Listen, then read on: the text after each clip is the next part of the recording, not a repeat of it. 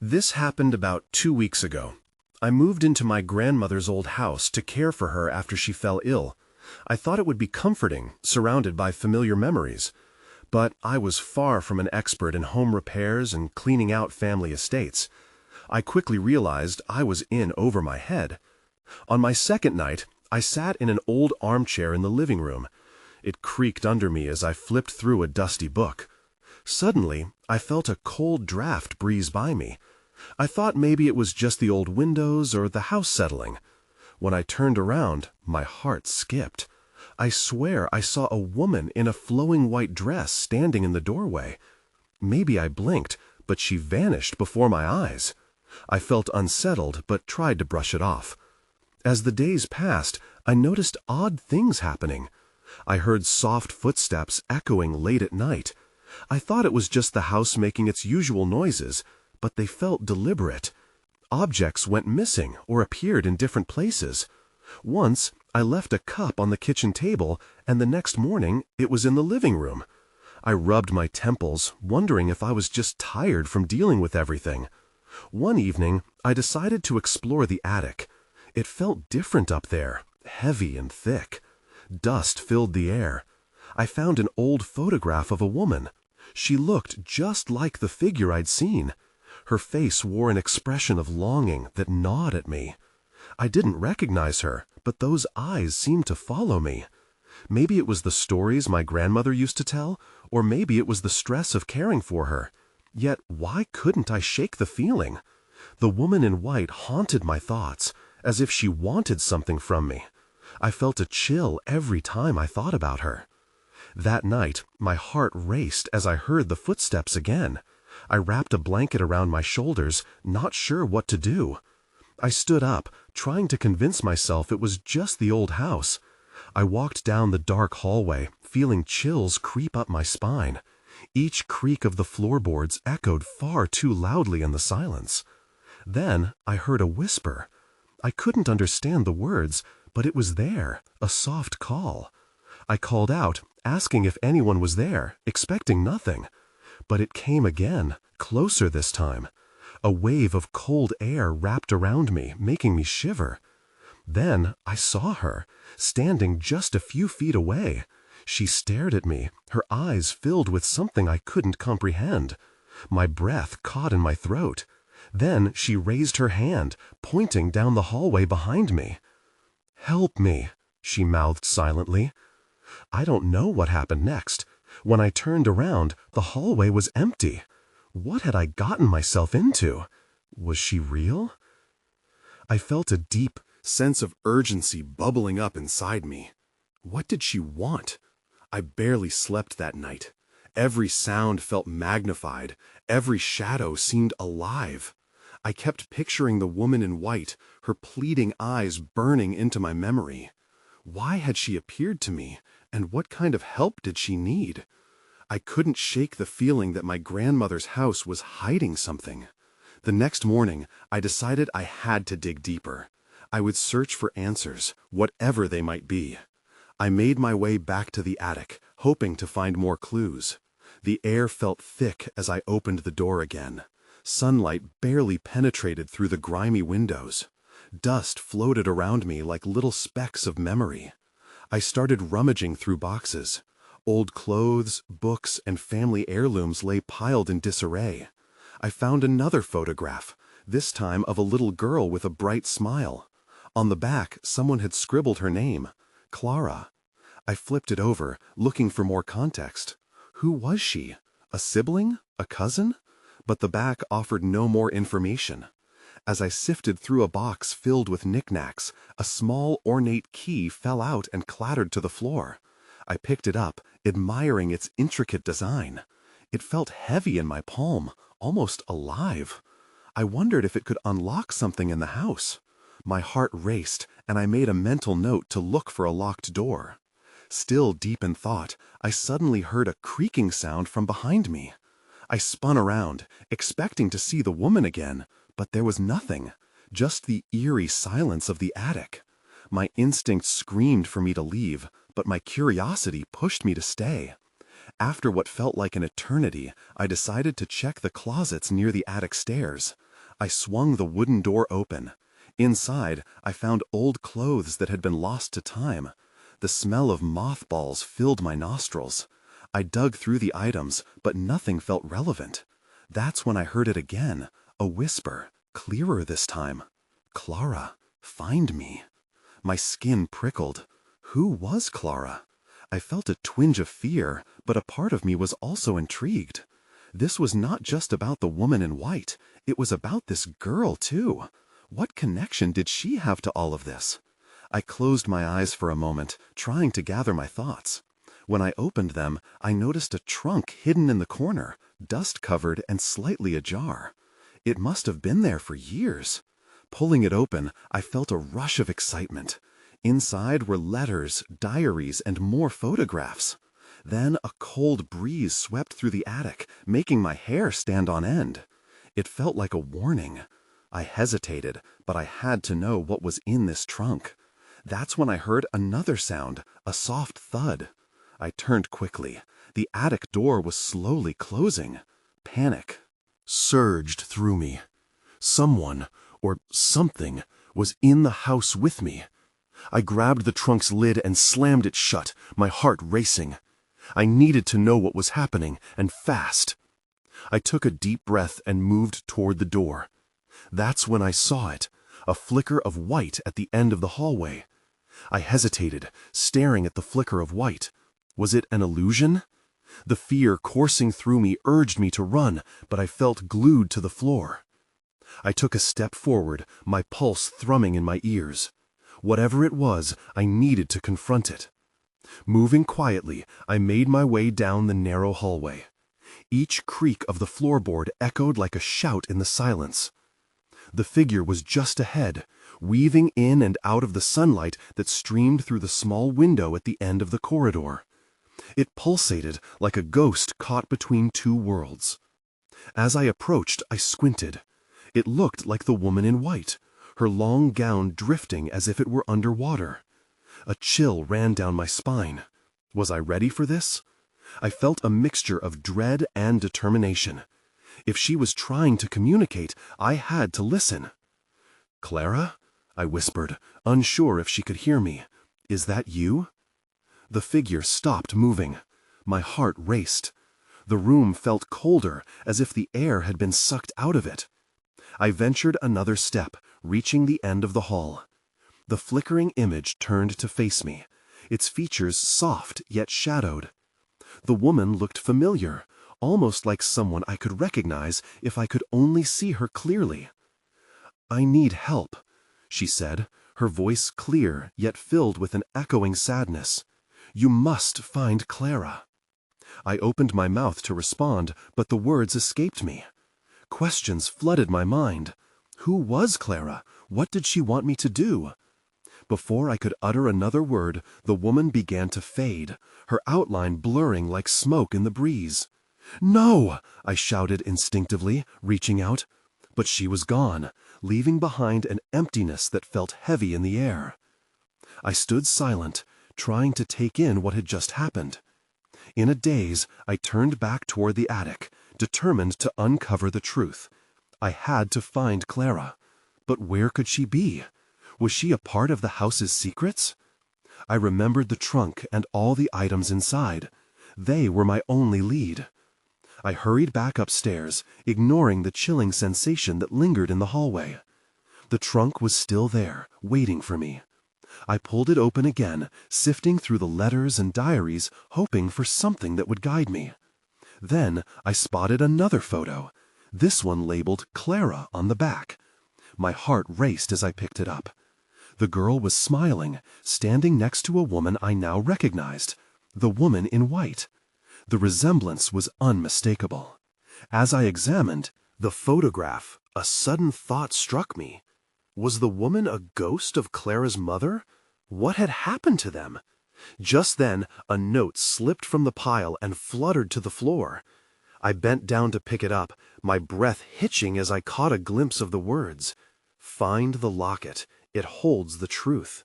I felt a surge of urgency. I needed to act quickly. The only way to unravel this mystery was to find that locket. But that could mean digging deeper into the dark corners of my grandmother's house, and I wasn't sure I was ready for what I might uncover next. I took a deep breath and steadied myself. The note about the locket burned in my hand, a stark reminder that I couldn't ignore the mystery any longer. I scanned the trunk, searching for any clue that might lead me to it. The attic felt even more oppressive now, shadows stretching across the room. I focused, pushing past my unease. If there was a locket, it had to be in the house somewhere. But where might I find it? I noticed a small drawer attached to the trunk. I hadn't seen it before. With a flick of my wrist, I opened it. Inside were scraps of fabric and tangled jewelry. Most of it seemed like worthless trinkets, but one item caught my eye, a tarnished silver chain. Carefully, I picked it up, holding it up to the light. My fingers brushed against something that felt like a pendant. My heart raced. Could it be? I gently twisted the chain open and realized it was just an old key. Disappointed, yet undeterred, I took the chain, thinking it might be useful later. Then I remembered the small room at the end of the hallway. I hadn't explored it yet. Maybe Clara's locket was hidden in there. I rushed toward the door, my palms beginning to sweat. As I reached for the doorknob, a sudden noise echoed from within, the unmistakable sound of someone sobbing. My heart dropped. Who was in there? I hesitated. It could be a trick of my mind. Or perhaps Clara needed help. I turned the knob slowly and pushed the door open. The room was dark, curtains drawn tight. My eyes adjusted slowly, revealing an old bed in the corner, and boxes stacked high against the walls, covered in dust. Then I caught sight of a figure huddled against the window. My breath hitched in my throat. It was a girl, not much older than me, with long, tangled hair and tear-stained cheeks. "Clara?" I whispered, unsure if I should approach. Would she even respond? Her head jolted up, eyes wide and filled with a mixture of fear and confusion. "Who's there?" she croaked, her voice barely audible. I'm looking for you," I stuttered, trying to reassure both of us. "The woman in white, she said I have to find you." At the mention of the woman, Clara's expression shifted to one of panic. She scrambled to her feet, looking around as if searching for an escape. "You shouldn't be here. You have to go." Before I could react, she dashed to the door, but I blocked her way instinctively. "Wait, please, just tell me what's going on." Clara shook her head wildly. "You don't understand. If she finds you—" Then everything changed. The air crackled with tension, and as if summoned by Clara's words, the temperature dropped dramatically. I turned to see the figure of the woman in white appear in the doorway, her presence commanding and terrifying. "Clara," she whispered, her voice haunting. "It's time to come home." My breath caught in my throat. This was the moment I feared most. What did she want from us? "Run!" Clara screamed, but it was too late. The woman advanced, her eyes fixed on me. My heart raced, and I knew I had to act fast. The locket and the truth lay somewhere in this house, and now I might lose everything trying to uncover it.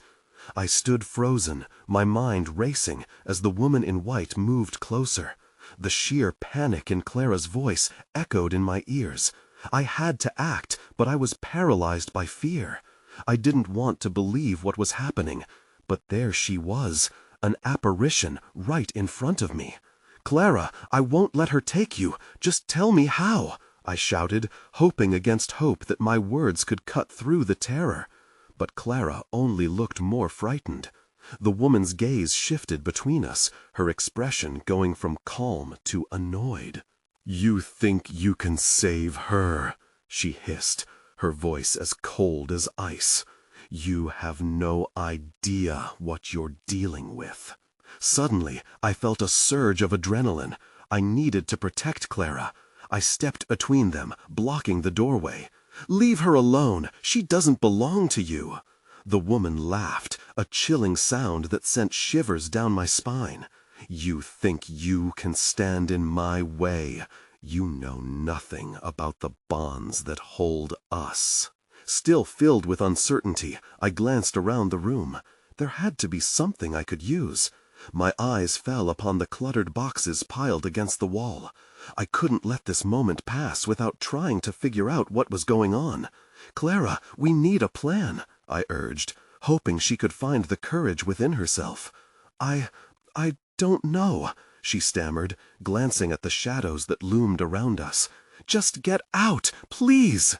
Ignoring Clara's pleas, I took a deep breath and dashed toward the nearest box, flipping it open in hopes of finding something, anything that could help. My fingers found a small object buried under a pile of dust-covered blankets. I pulled out a dusty mirror, a simple hand-held one. Maybe if she sees herself, it will do something, I thought, desperation fueling my actions. I turned to face the approaching figure, holding the mirror up in front of me. "Look!"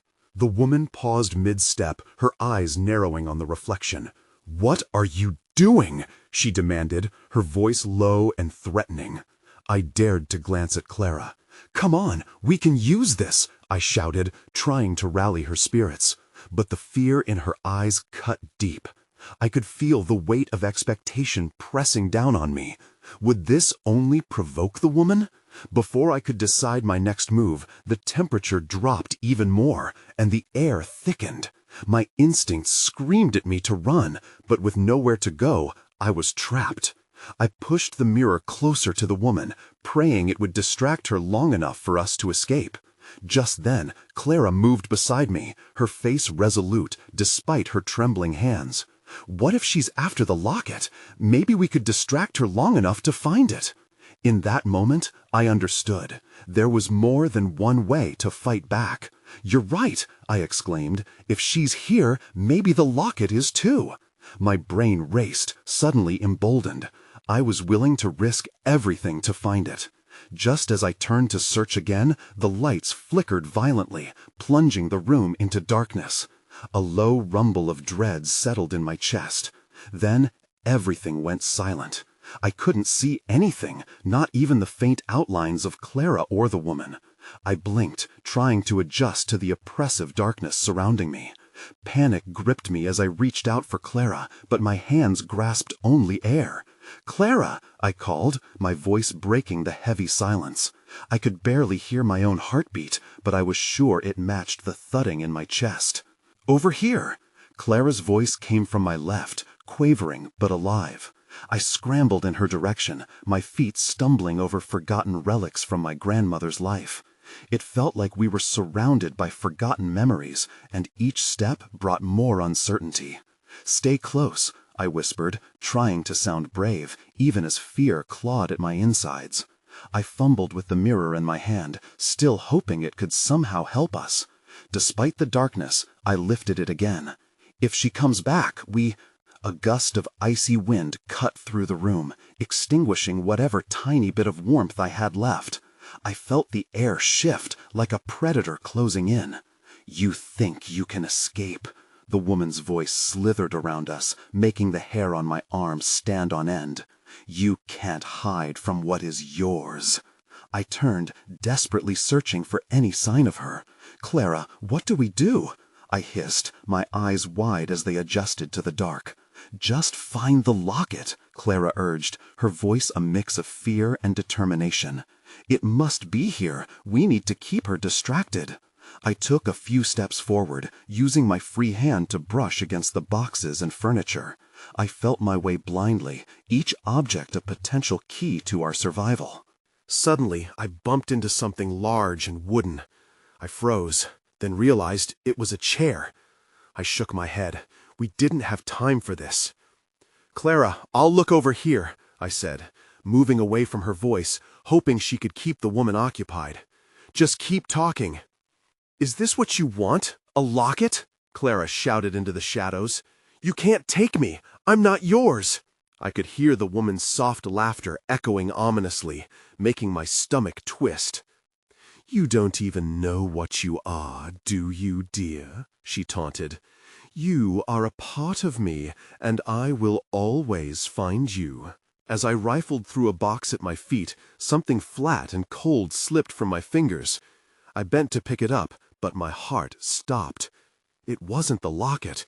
It was a photograph, a faded image of a woman in a white dress, her eyes dark and haunting. I gasped, recognition flooding back.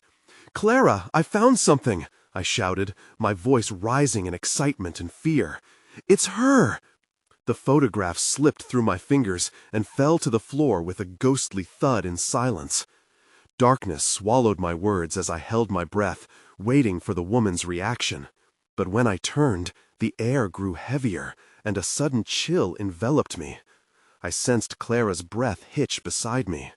"What's happening?" she whispered. Then, all at once, the lights flickered back to life. The room illuminated, revealing the woman standing at the edge, her eyes locked on the photograph that lay at our feet. I followed her gaze, dread pooling in my chest. And there, behind the woman, a shadow loomed larger than life. I blinked, my heart racing. The horror wasn't just an apparition, it was a darkness born of something more. I swallowed hard. For the first time, I understood the stakes. Clara's life wasn't just in danger. We had awakened a force that wasn't willing to be ignored. And I could feel the shadows closing in. The room brightened, but the woman didn't move. Her eyes flicked between the photograph and Clara, a mixture of intrigue and fury swirling in her expression. "You shouldn't have come back," she hissed. "You should have stayed hidden." "Clara, stay behind me!" I yelled, instinctively positioning myself in front of her. The air felt thick, like I was pushing against something almost tangible. "What do you want?" My voice trembled despite my best efforts to sound defiant. The woman leaned closer, her lips curling into a sinister smile. "What I desire is closer to me than you think. You have already invited me back." "Invited you?" I parroted, confusion mixing with fear. My hands gripped the mirror tightly. "We didn't ask for any of this." "Oh, but your bloodline carries much weight," she responded with an unnatural calmness. "You have awakened what was meant to remain asleep." She tilted her head, eyes glinting with something I couldn't name. "And now, the shadows seek you." Ominous shadow behind her shifted, dark tendrils reaching toward us like arms. My stomach dropped. "Clara, the locket! I have to find it!" I turned, frantically searching the walls and furniture for any sign of it. The urgency was overwhelming. We had to find something, anything, to combat this dark presence. "I'm looking, I swear!" she shouted, her voice edged with panic. I could hear her rummaging through the chaos. "Just keep the distraction," I yelled back, but I could hear the desperation creeping into my own tone. My eyes darted over the scattered objects, feeling lost. The photograph from before lay abandoned on the floor, drawing my gaze back. Why did I feel it held answers? In that instant, the lights flickered again, more violently this time, and with each flicker, the woman's form began to fade, replaced by growing shadows that enveloped the room. I felt myself getting sucked into a void of fear. Then, everything went dark. I cursed under my breath. "Clara!" I called into the vast nothingness. Absolute silence followed. The weight of the shadows pressed in around me, and while I couldn't see, I could sense Clara's form nearby. I reached out my hand, hoping to find her. "Right here," Clara whispered back, and I could hear the tremble in her voice. "What just happened?" "I don't know," I admitted, "but I think we need to find that locket, like now." My heart raced as I thought about what we had unleashed. Suddenly, a cold breath of wind swept through the space, chilling both of us. "Do you really think you can escape?" The woman's voice echoed again, more menacing now, filling the darkness that surrounded us. "You're tethered to me, and I won't let you go that easily." Before I could respond, a sliver of light pierced through the shadows. At first, I thought it was hope, but as the light grew, I saw it was the locket. It hung from a nail, shimmering almost mockingly as the darkness writhed around it. "That's it!" I shouted, pointing toward it. "Grab it!" But as Clara took a step forward, I felt a surge of energy rush past me, a flash of movement so swift it felt like a breath against my neck. I turned and gasped. Something was lunging at us from the darkness. "Run!" I screamed, unsure of what we were even running from. The shadows took form, swirling more aggressively, and I felt the air vibrate with the woman's laughter. We raced toward the locket, but at that moment, I didn't know if it would save us or seal our fate. The darkness seemed alive, a living, breathing entity as we stumbled forward. I could hardly see, but I felt the pull of those shadowy tendrils seeking to latch onto us. Clara and I pushed through, adrenaline speeding up my heart as my eyes remained locked on the glint of the locket. "Get to the locket," I urged Clara, my voice strained and desperate. I could barely hear my own words above my pounding heartbeat and the rustling whispers of the shadows. We reached the locket just as the swirling darkness threatened to close in. I grabbed Clara's arm, pulling her closer as I snatched the locket from the nail. The moment I held it in my hand, a jolt of energy surged through me, warm and fierce. It was like holding a spark that could ignite everything around us. "Do you feel that?" I asked, my eyes darting back to the shadows, which appeared to waver, momentarily held at bay by the locket's glow. "Yes," Clara breathed, her eyes wide. "What does it mean?" "Maybe it can protect us," I suggested, but a part of me wasn't sure it would be enough. The woman's laughter echoed again, guttural and unsettling. "We have to get out of here," Clara urged, pulling at my arm, but I felt rooted to the spot. Something about the locket called to me, as if it contained secrets I needed to uncover. "Look!" I exclaimed, pointing at the back of the locket. There was an inscription, barely visible under the dim light. It read, "Embrace the truth."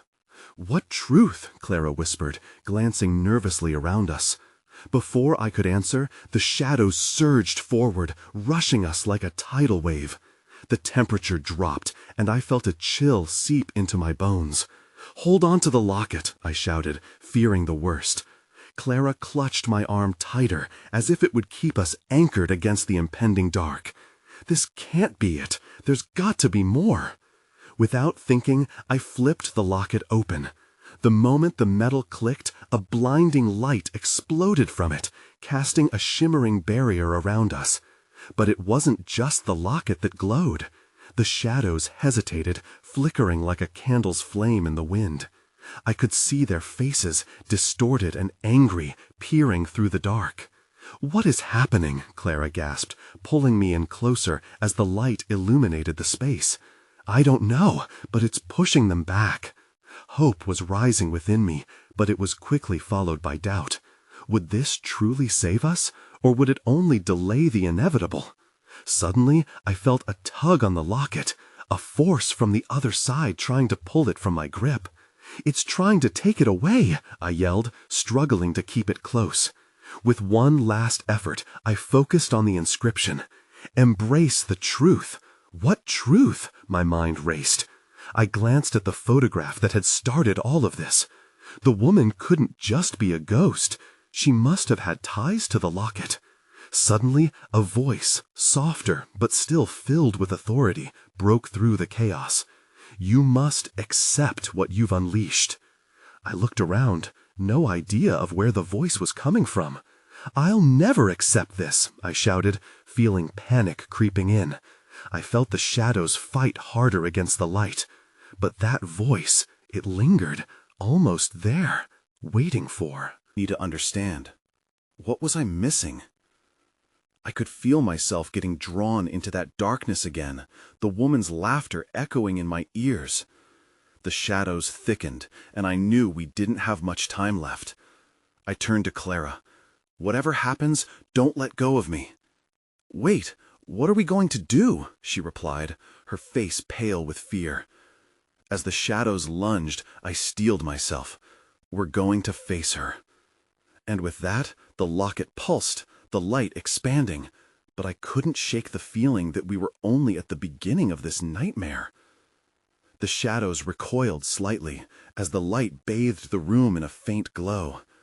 My grip tightened on the locket, and I could hear Clara's shallow breaths beside me. This was our moment, the moment to confront whatever waited for us on the other side of that veil.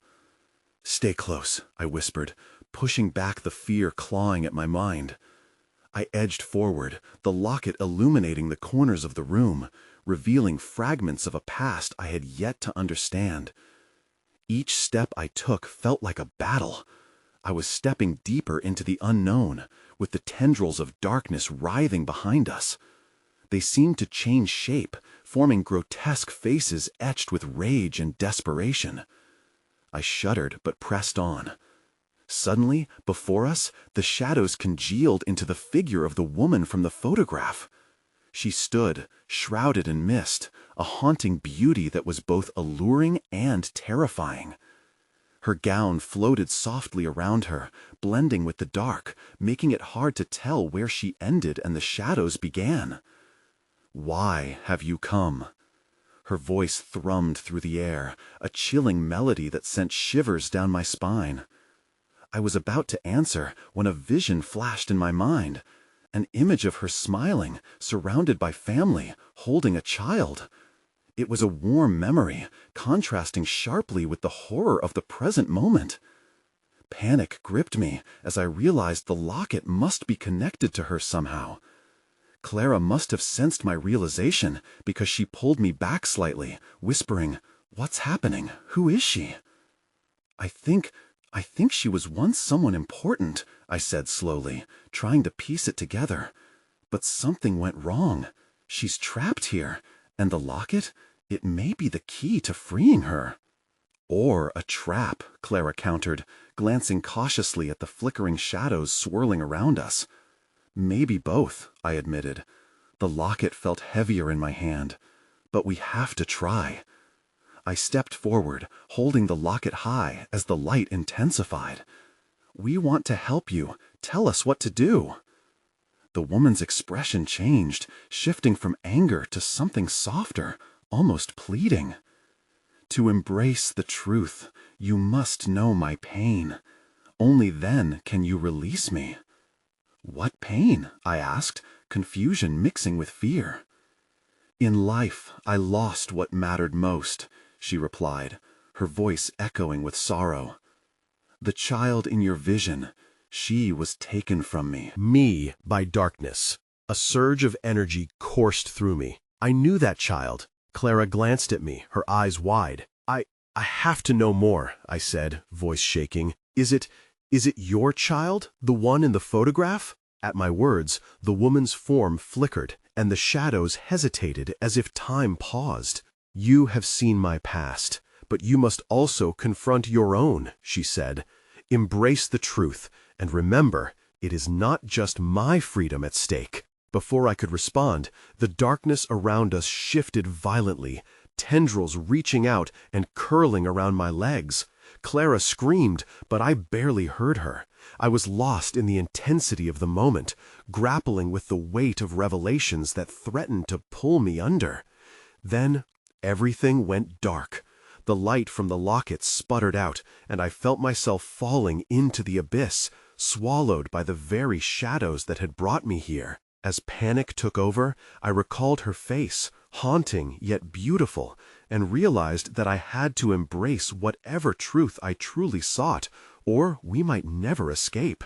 It took a moment for the darkness to lift, and when it did, I found myself standing in a room suffused with an indescribable light.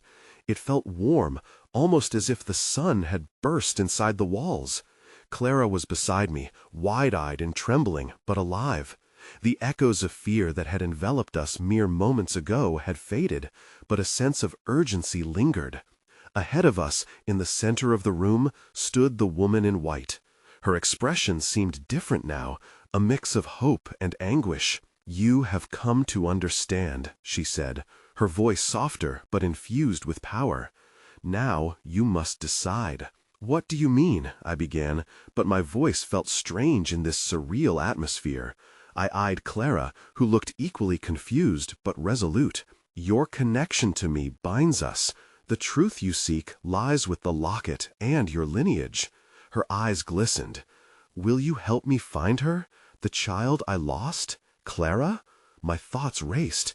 If the child was connected to her, was Clara somehow a part of this haunting? Clara took a step forward, her hand trembling as she reached for the locket still grasped tightly in mine. "What happened to your daughter?" she asked softly, voice barely a whisper. The woman's gaze bore into us, and a tear rolled down her cheek. "The darkness stole her from me. A bond severed, leaving me to wander, trapped in sorrow." Before I could respond, the air shifted again, darkening, and the oppressive weight of shadows began to creep back around us.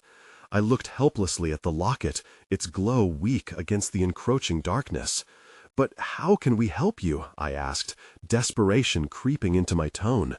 "What must we do?" "Embrace the truth, as I have said. Understand your heritage, the connections lost in time. The locket holds the key. But you must travel deeper into the shadows to find what it unlocks." A chill ran down my spine. Deeper into the shadows? That didn't sound safe or sane. "But what if we can't come back?" I whispered, uncertainty gnawing at me. "You are stronger than you know," she encouraged. "But you must be willing. Together, you must confront the darkness that binds us all." I glanced at Clara, who nodded resolutely. "We can do this," she said, her voice steady. "We have to." I clenched the locket, feeling its cold metal against my skin, ready to confront the unknown. "All right," I said, swallowing hard. "We'll do it. We'll find the truth." As if in response, the shadows thickened around us, swirling like a storm, drawing us in. I felt an odd sensation, like being pulled both toward and away at the same time. One moment we stood in the warm light, and the next, darkness consumed everything. The sensation of falling returned, but it wasn't fear that gripped me this time. I held Clara's hand, and together we had to face whatever lay ahead. When we landed, the world around us shifted again. We were in a dark, damp room, littered with forgotten objects and echoes of the past.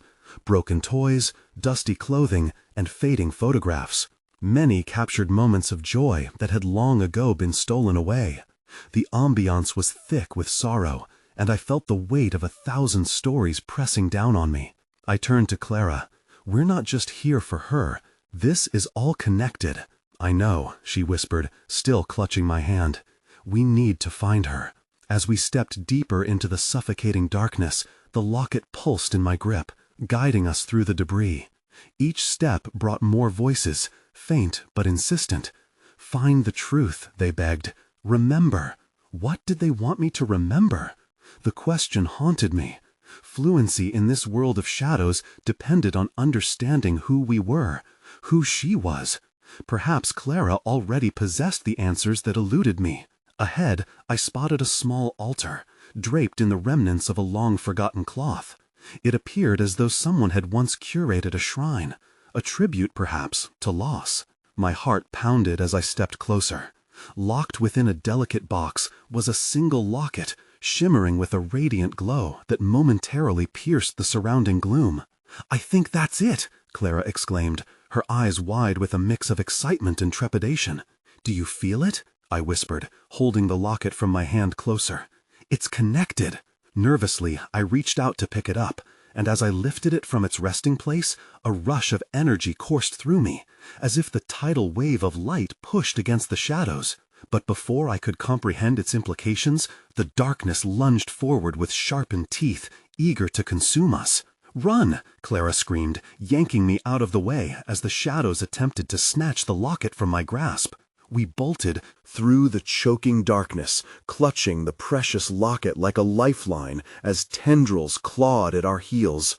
The walls of this shadow realm bore down on us, closing in. "Think!" I shouted, as the echoes of shadows howled around us. "What do we do with it?" Clara glanced back at the rush of darkness and then at the locket, her determination peaked.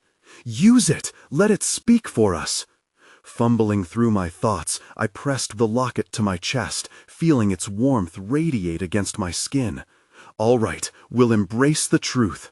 As I raised the locket, the shadows stilled, a brief lull dampening the frenetic energy around us. A gentle warmth emanated from the pendant, drawing the darkness toward it. The shadows hesitated, as if caught in a trance. "Clara," I shouted as I held it high, "this belongs to her." Suddenly, everything shifted again. We felt a rush, the energy surging through and around us. Memories flooded back, brighter than before. Clara and I glimpsed fleeting images, laughter, joy, pain, families torn asunder, relationships severed, a deep abyss filled with sorrow. "This is the truth!" Clara yelled, grasping my arm. Her eyes lighted with realization. "Release it!" With a deep breath, I steadied my shaky hands and closed my eyes. We focused on the feelings etched within the locket, concentrated on the lost souls calling out. Attuned to their pain, I whispered, "You are not forgotten." In that moment, a vibrant light erupted from within, illuminating the shadows in a blinding brilliance. Voices pierced through the silence, rising in harmony. Shadows shrieked and recoiled, revealing the woman in white, now wreathed in light and depth of emotion, eyes filled with peace. "You have freed me," she murmured, her face radiant in the glow. "Thank you." As the shadows dissipated and clarity returned, I felt the warmth of history intertwining with the present. Clara and I stood hand in hand, no longer afraid. But in that peace, the unease stirred. What lingered in the echoes of the house? Would the darkness return, tempered in patience, waiting to resurface? Or would the connections we forged endure through the fabric of time? As reality resumed, we found ourselves back in the attic, away from the shadows. The locket lay quietly against my chest. The woman in white had vanished, but a sense of relief filled the air, hope mingling with uncertainty. Clara turned to me, breathless. "Did we really do it? Is it over?" "I think so," I replied softly, feeling the locket's weight, its story still echoing. "But the truth remains. We still have questions." I glanced toward the attic door, uncertain but resolute, ready to face whatever awaited us beyond the whispers of memory. The mysteries had changed, and while I was forever altered, the connections were now my anchor. And then, without another word, we decided to walk into the light, ready to find our way in a world where both shadows and truth coexisted, where everything remained connected, yet still unexplored.